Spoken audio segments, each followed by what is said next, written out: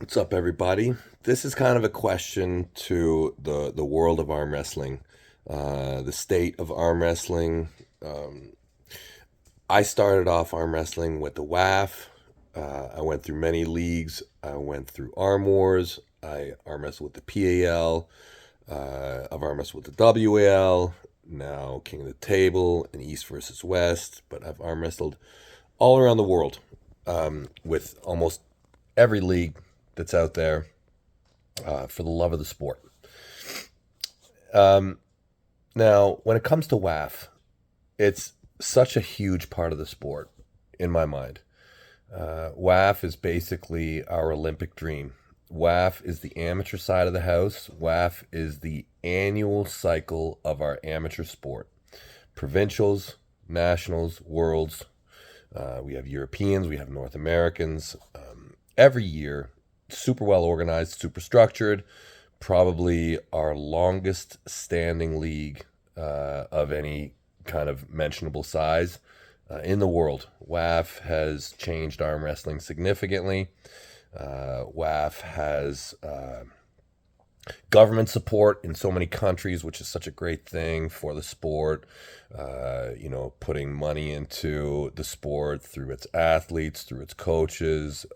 I'm not even aware of all the ways that the government helps WAF athletes, because in Canada there is, to my understanding, zero support like there is in so many countries around the world. It's pretty split, I think. I don't know how many WAF countries have government support. I think it's around 50, I've heard, which is great. Um, but my real question is to WAF, as respectfully as I can put it, because understand that I absolutely love the WAF. I love what that the WAF brings in so many people, but I don't understand anymore why the bans are happening. The way I remember this conflict is primarily to do with the WAF IFA split with Asan and Igor Mazarenko and being removed. I hear rumors and everything, but basically it sounds like it's almost a personal conflict. It's probably not. There's probably a lot of business to it, but I struggle to see why all these bans are still taking place. It's my personal belief that IFA and WAF should sort out their differences. Not that I have any input on this at all, but it just seems so crazy to me that we're still doing this after all these years. Obviously, IFA and WAF are chasing the exact same objective, and they're just splitting their resources. Um, I don't know why it's continuing to go this way. I would assume that WAF has done almost all the work. I don't know why all the countries don't just rejoin WAF.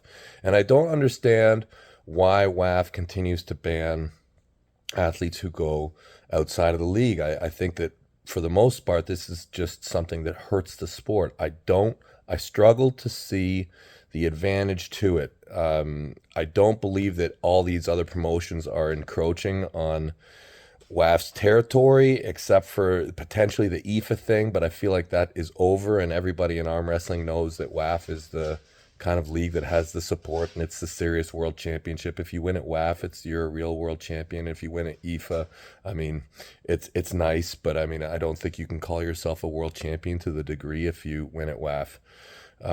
I don't understand why this is still going on, and I don't know, like, so to dial it back into like a Canadian perspective, like from a Canadian perspective, I don't know why we support all the banning, or think that that's a good idea. Like, from my perspective, we have other leagues in Canada, such as the Mac League, and if you're banned from WAF when you compete at Mac, I mean, I struggle to see how that helps the sport, and I struggle to see how that even helps WAF itself. Anyways, these are questions I have, and really, I mean, I guess it's questions to the greater arm wrestling community, and it's really questions to WAF leadership, who I doubt will comment here, but maybe guys just think about it. Why is that? And feel free to private message me, because I'm genuinely curious. because to me, I think that arm wrestling will probably do a whole lot better if athletes are not being banned and allowed to compete where they want. Obviously, there's the case of contracts, and this is a different subject. But, anyways, all the best, everybody.